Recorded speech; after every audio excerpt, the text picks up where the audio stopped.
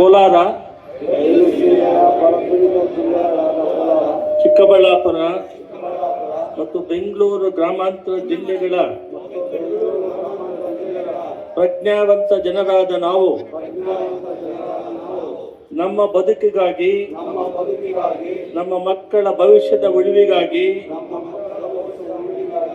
ಜನಾಗ್ರಹ ಚಳುವಳಿಯು ಭಾಗವಾಗುತ್ತಿವೆ. ನಮ್ಮ ಪಾಲಿನ ನೀರು ಪಡೆಯುವವರೆಗೂ ಶಾಶ್ವತ ನೀರಾವರಿ ಹೋರಾಟದ ಜನ ಆಂದೋಲನದ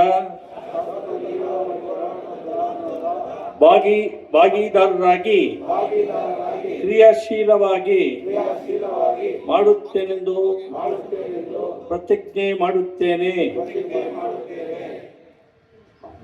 ಶಾಶ್ವತ ನೀರಾವರಿ ಹೋರಾಟಕ್ಕೆ, ಶಾಶ್ವತ ನೀರಾವರಿ ಹೋರಾಟಕ್ಕೆ